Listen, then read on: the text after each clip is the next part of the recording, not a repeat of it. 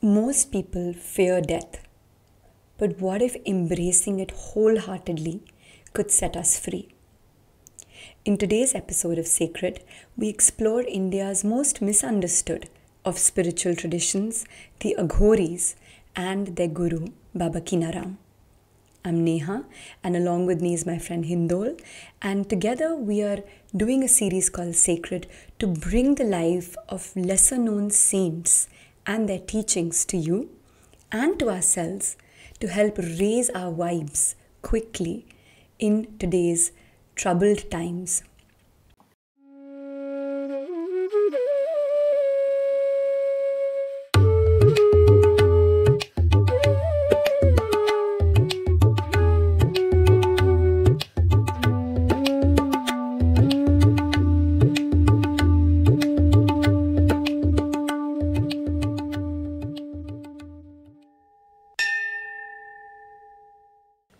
When I look at someone, I don't see them as they are now. I see them as they will be. Then I can try to change them if there is something in them I think I need to change. If I love skin and bones, how will I be of any help to them? Skin and bones will only decay, but the individual will exist after death. That is why I can say that I love people not for their present value, but for their future value. Not for what they are right now, but for what they will become or have the potential to become. An Aghori's Poem of Love by Swami Vimlananda from Robert Swoboda's book. A very interesting poem indeed, Hindol, which takes us into the world of Aghoris and the potential of their tapas. The most misunderstood really of all the myriad strains of spirituality in the broad Indic universe. India has thrown up countless ways of approaching the divine, of searching for God. And the Aghoris are one of the most secretive, one of the most intense, and also one of the most widely misunderstood strains and paths going towards God. Because what the Aghoris really stand for and how they are usually portrayed, especially in certain kinds of media outside India, perhaps even in India, within India, have no connection. You know, they are orientalized and exoticized, but actually the Aghori path is a very profound, deep path, a path of complete surrender, a path of complete renunciation, a really, very difficult path of really looking for God. And people who follow this path give up much more than their material existence in the pursuit of God. Welcome to Sacred. I'm Hindol Sengupta. With me is Neha Bhatnagar. Today we're talking about Baba Keenaram, who is said to be the head of the Aghora sect of Varanasi and also one of the most revered Aghoras, and his book and his many books actually are taken to be sacred Aghora texts by all the practitioners of this particular form of Indian spirituality. Baba Keenaram was born in 1601 in what is today Ramgarh in present-day Uttar Pradesh. Hindol, what is it that we know about him from the talks that are out there? Because I couldn't find that much on Baba Keenaram, except, of course, some very interesting folklore that has passed on, including his interaction with the Mughals. It would be great if you could shed some light on this. Well, one of the first things about Baba Keenaram, which is, again, since you mentioned folklore, obviously he's an early 17th century saint. And when he was born, it is said that he did not cry for several days. Now, this is very unique. Usually, when a child is born, as soon as the umbilical cord is cut, the child starts to cry. And if the child doesn't, it usually is considered that there's something wrong about this birth, and then the child is given sort of all kinds of support to help it cry and attain normalcy. But it is said that there were a few sadhus and saints who came by his home, and these people whispered certain mantras, certain japas in the little baby's ear, and there were three of them. They are supposed to be representing Brahma, Vishnu, and Mahesh, as it were, and knowing his great potential and mastery that he would go on to show in his future life. And once these mantras were read out in his ear, once these japas were whispered into the little baby's ear, the baby Keenaram began to cry. Now, again, this is a very, very interesting story, almost an origin story of Baba Keenaram's incredible life story, his feats, and how from his very birth it was almost predetermined, almost predicted that he will go on to become a great spiritual master. That's right. Poot ke pao palne mein hi dikh jate, as the saying goes. So a lot of the coming events are cast their shadows in the cradle. And with his feats as a child itself, we get to know that he's going to be a great saint going forward. And I think, Hindol, another story was that his parents had actually bought him back. So literally paid money to buy him back because they had a spell of childbirths and they didn't want this child to die as well. And so they gave it to someone, and then Keenan means to buy in the local language there. So they kind of bought him back, and hence his name came to be Baba Keenaram. And since he was a child, he displayed, as you said, tremendous powers of being in touch with the divine, probably due to his past life samskaras, that he was already kind of born very realized. And though a child marriage was fixed for him, he foretold the death of his soon-to-be bride. And once she did die, he said, look, what is the point of binding me? This is not my path. And at 11, he set out. And he found his first guru in the Vaishnava tradition. And there's another folklore where, the guru saw one day that the Ganges rose to meet him. Instead of, him necessarily going towards the Ganges. So he saw that this boy is definitely destined to be great.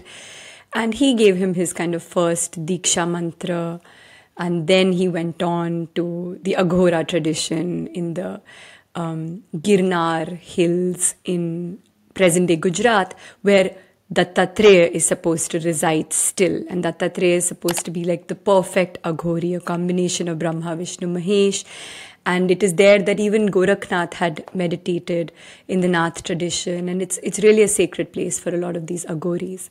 And Baba Keenaram perfected his Aghora practices starting from there, and then at Hinglaj in present-day Balochistan, where, the Shakti Peeth of Ma Hinglaj is.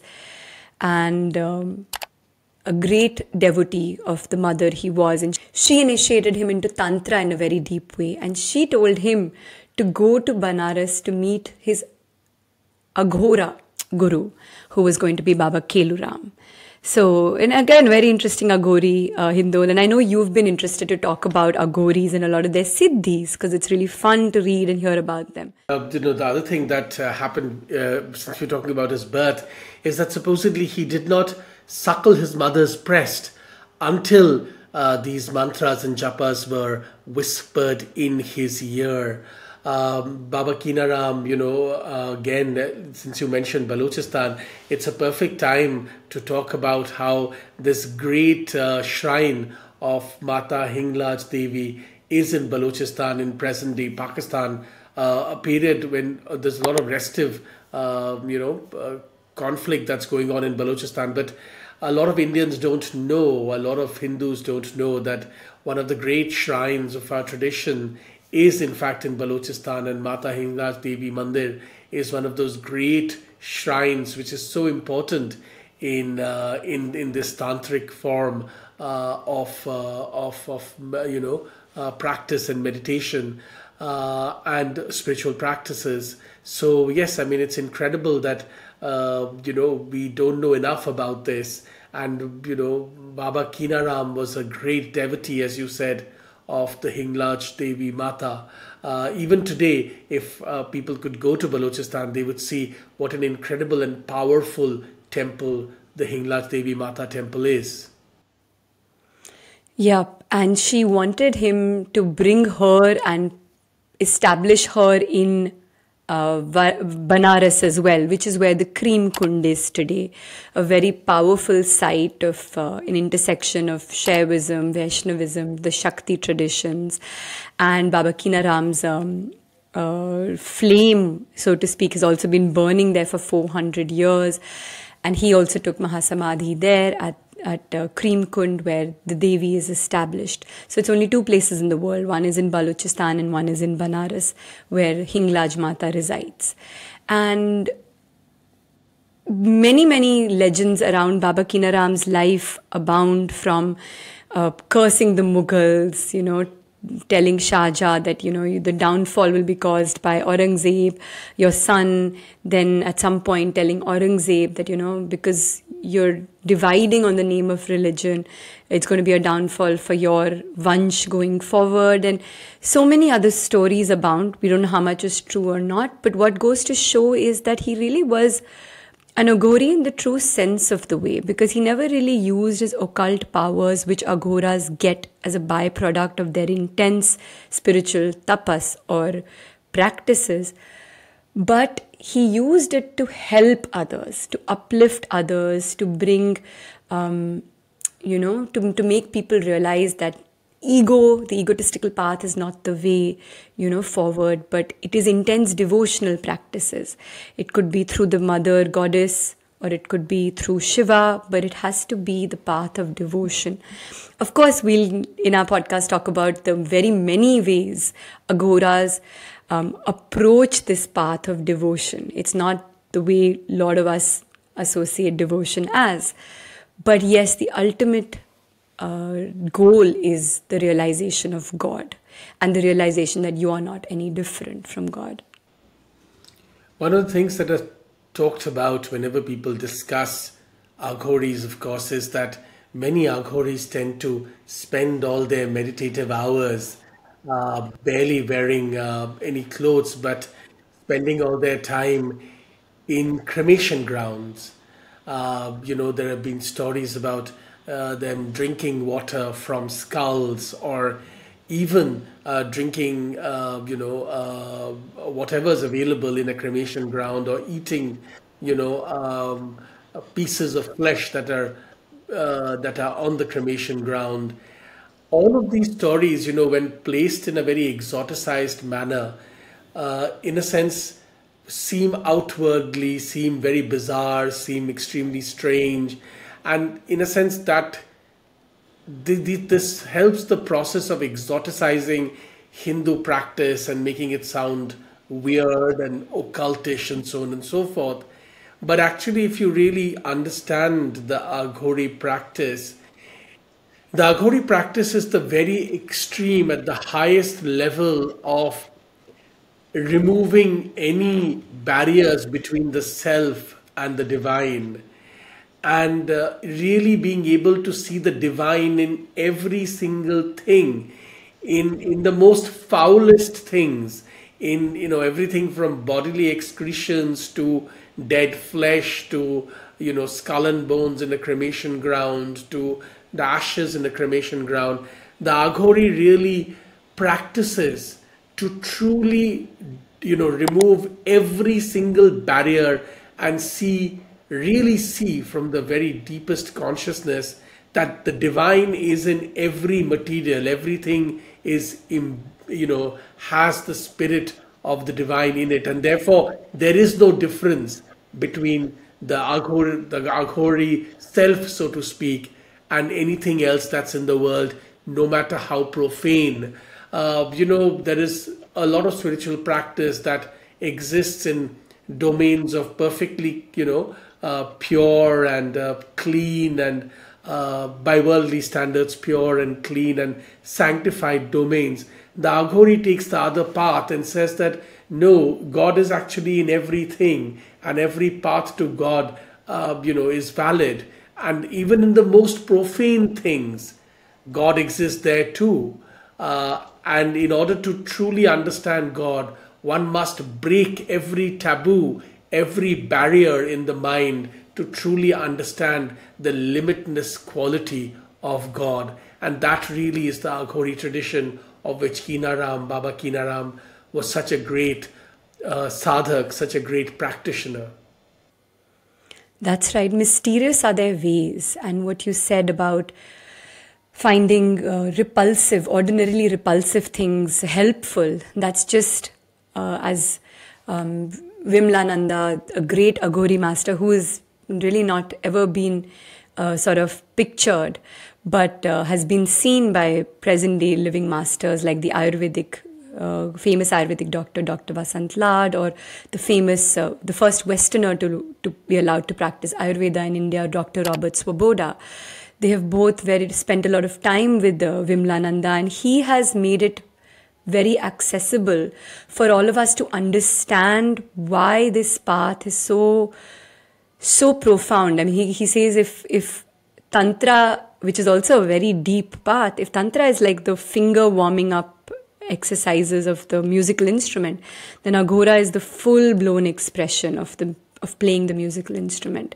I mean, it's deeper than deep as a spiritual practice, and it is the most sort of anti-establishment practice out there. You know, it's often said that just a little bit of knowledge can make us egotistical, right? A lot of us wear knowledge with pride, but you're still skimming around the surface of recognizing who you really are with knowledge. In the Aghora tradition, when you truly die to yourself, you know, they actually do a pindadan before they start their journey. Pindadan is literally, you know, and a service to your own dead body, so to speak, you know, and you die to yourself means obviously not physical death, but of course dying to the material wants of the body to such an extent that you're almost dried out. You know, like you're drying your reproductive juices by so many different practices, not necessarily celibacy, but even if the practice of sex happens, it's to go beyond the body. And it's, of course, it's restrained and under the guidance of a teacher. Or food, you know, really drying up your Jataragni, so to speak, your digestive fires to kindle the Bhut Agni, which is the fire of your subtle body, you know, or whether it's drying up your sleep, you know, really minimizing on your sleep tradition so that you can maximize on the experiences of exploring this mind and going beyond it. They always say that, you know, dried herbs are more potent than fresh herbs in medicine. So you have to literally dry up these juices to be able to experience the full human expression. And you were mentioning feces, Hindol, and Telang Swami was a famous Aghori. A lot of people know about him. It's even documented in, you know, like the British being there and how he evaded them when they arrested him for being naked in Banaras. Telang Swami lived up to 270 years, was a great Aghori. And he would worship at the Annapurna temple in Kashi with his feces and his urine. And he even did that at Kashi Vishwanath temple. Now, of course, he had the power to convert his feces and urine into something sacred, because transmutation is at the key of a lot of tantric and Aghora practices, you know, changing form. And they can literally, like, they don't have to even get into like mantras initially, yes, but with their touch, a corpse can come alive, or a stone can turn to gold. Or, you know, urine can turn into petrol to fuel a car. But the point is to go beyond all of this. And if you're eating your own feces, they say it's like the Atman, which is the supreme consciousness, touching another Atman and feeding itself, right? So it's like Atma eating Atma, so to speak. You know, so if you're going to enjoy the nice things in life and recognize that everything is a part, one in all and all in one, then what's wrong with feces? What's wrong with the human skull? What's wrong with eating a brain? What's wrong with sex? What's wrong with alcohol? But yes, always as a path, not just randomly done, as a lot of us would like to believe, that, you know, just having a lot of chillam or smoking bhang will get me enlightened. That's not necessarily true. And they follow this particular path laid out by their teachers. Well, it's you know, one of the things that you spoke about drying the self, essentially drying all, you know, your senses. You know, we seek sensory pleasures because we have senses. If we didn't have senses, we would not seek sensory pleasures. Now, even this smoking of the chillum of marijuana that is practiced, in a sense that, and the Naga sadhus would also tell you this, it kills hunger. It takes you away from hunger, and that's why many of them, when you see, they seem really dried out, their body seem really dried out, because they have worked hard through various practices to dry out their any sense of desire for food, desire for water. They're trying to give up one by one every desire that is inflicted or that is triggered in us by our senses. They're trying to go beyond every sensory desire or sensory pleasure. Forget sensory pleasure. That's, of course, left behind a long time ago. But even sensory needs, even the need to eat, the need to drink, all of this is being, the need to sleep. All of this is being left behind through these practices by, as you said, by squeezing them out of the body, in a sense, through practice, through all kinds of, rituals and other things, to go beyond all of these needs. If they are truly, in a sense, merging with the divine consciousness, what is sleep, what is food, what is water, what is the desire for anything? And that's how they sort of, go to this point where their body begins to shrink and dry up, and almost like when they cast it aside, it's like it's literally like a slug throwing off its old skin. The consciousness is just throwing off an old dried skin and moving on to the next one. Like the Aghoris, and through their tantric practices and others, literally show us how our very bodily self is this old skin that we can go beyond and throw away and move on to the next level of consciousness. That's an interesting analogy, and it reminds me of something they also mention quite often, which is, focusing on the name of God, which Hindol has repeatedly come up through such interesting and diverse traditions of spirituality in India, right? And you would think it might be different in the Aghoris, but not necessarily. A lot of them ultimately say that the ultimate intoxication that is free, that is easily accessible, always available, the high of it doesn't go down, if anything it only multiplies, is chanting the name of God, to recognize that you are ultimately that divinity. So all of these paths, using menstrual fluids or copulation or wine or meat or eating human flesh, etc., are paths to go beyond. Because ultimately, as they recognize, when we are born, our birth date is decided. Our death date is decided. So if anyone is already dead as they see it, the smashan or the cremation ground is the ideal place for them to be, because there is a full-blown experience of life as it actually is. It is suffering, it is loss, not in a morbid way, but when you're actually shedding off, as you said, it's probably a lightness, that you experience when you let go of, let's say, an ailing body, or let's say really dark samskaras that you carried with you to go on to the next one. Or it's an opportunity for you in this limited life to be able to shed quite literally even while being in the body, So being on the smashan actually gives them that opportunity to experience that, to really see life for what it truly is. And they always say that, like in Advaita Vedanta, which believes in non-duality as well, but which often says that, Brahman Sat and Jagat Mithya. So the Atman is true and the world is false. In the Aghora tradition, it's like Brahman Sat and also Jagat Sat. So if samsara or this universe is a part of that supreme consciousness, then all is part of that harmonious whole. All is real. It's a waste of time to get into like philosophy, etc. Let's directly experience God and get enlightened, as you said, by shedding off these karmas, shedding off our runanubandhas or our debts, the debts of that have carried on from lifetimes.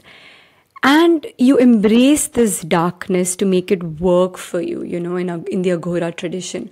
You're quite literally self-identifying with Shiva, the supreme consciousness, by, as they put it very nicely, by pulling or dragging Shakti towards you, So you're like literally seizing her and then pushing yourself through that light of darkness, to reach to the other side. In Vimlananda's words, is lamp gives light to all. Oil burns, but the lamp is not consumed. This is Aghori. They illuminate everyone with the light of their incineration, their extreme tapas, fueled by the Shakti, the play of Maya as we see it out there. So the mortal body actually becomes immortal with a very unique sort of map that is laid out. There are mantras. The yantra is the vehicle of their body. The tantra is the map forward, and ultimately complete death to all of this while living is truly an Aghori. And mind you, Hindol, just one more thing. From full-blown tamas, this might be perceived as like dark practices, to full-blown sattva. Because Aghoris are actually very gentle, very simple people. They may seem all like out there and, might yell and show anger or curse.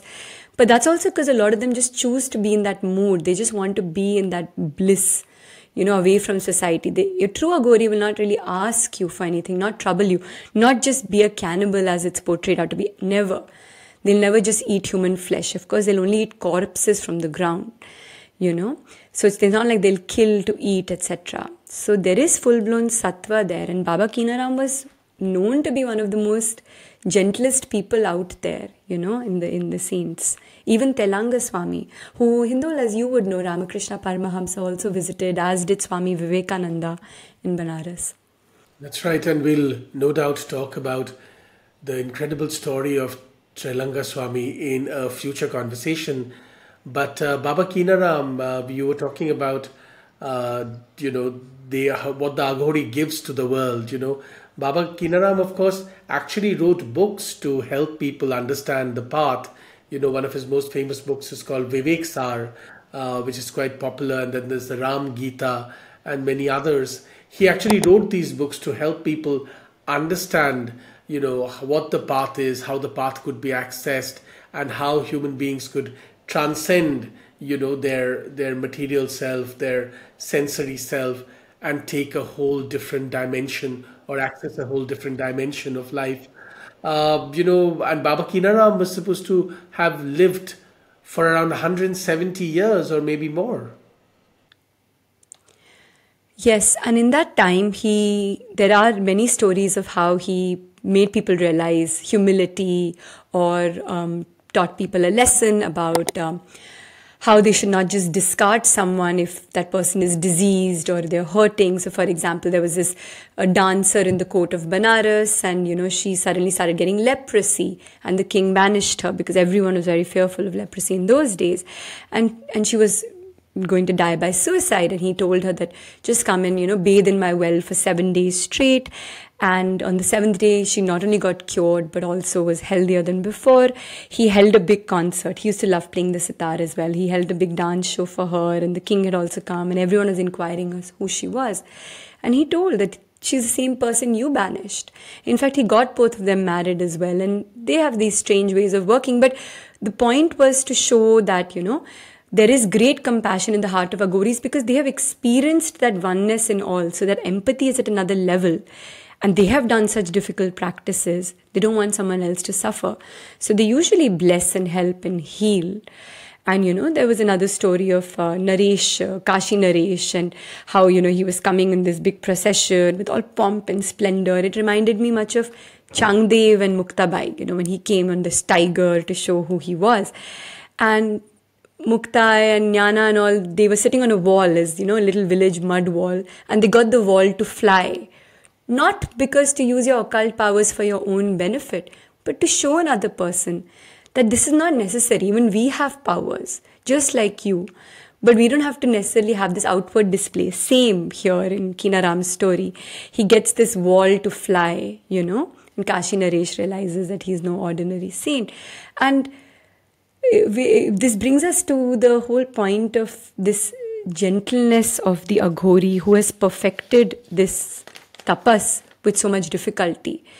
That, much like Jnana and Jnaneshwari, at the end, there's this poem called Pasayadan, where when God asks him, what is it you really want? He says, look, I just want the suffering of others to reduce. I want people who've strayed to come back on the path, just bring others blessings. There was a story similarly of King Janaka, who chose instead of heaven to be in hell, so that his being there can lessen the burdens and bondages of these people suffering there. Aghoris want Jana Kalyan as well, and that means the good of the world through their tapas. Someone might ask, how does someone meditating contribute good in this world?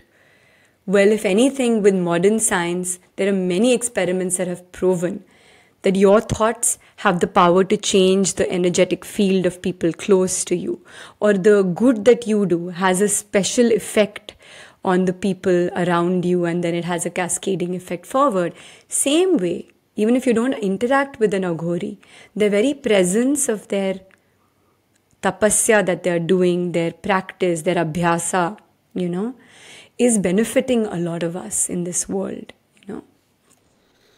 Absolutely. And of course, now it is widely understood that if really truly realized saints and, truly devoted monks meditate upon something for a long, long time together, there is an impact. There is undoubtedly an impact. And we would be, now at a time when technology is showing us new dimensions of what material existence can be. And we would be foolish to believe that what we have in our sort of trapped in our five senses is the only last level of material evolution.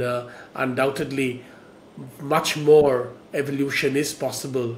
And our culture, our tradition is one of the great traditions of the world, which has always recognized this, that human existence is only up to a particular level and higher consciousness levels are possible. When Baba Keenaram died, there is a mutt, a temple to Baba Keenaram in Uttar Pradesh today, where when he gave up his bodily self, he was placed with this Hinglaj Mata yantra and buried. And there is this entire and that the site where he was buried has been transformed into this shrine in his memory, where lots of people from around the world go to take his blessings. And I believe much more is going to happen with Yogi Adityanath, the saint turned chief minister of Uttar Pradesh, who wants to do more in the name of Baba Keenaram and to spread his message.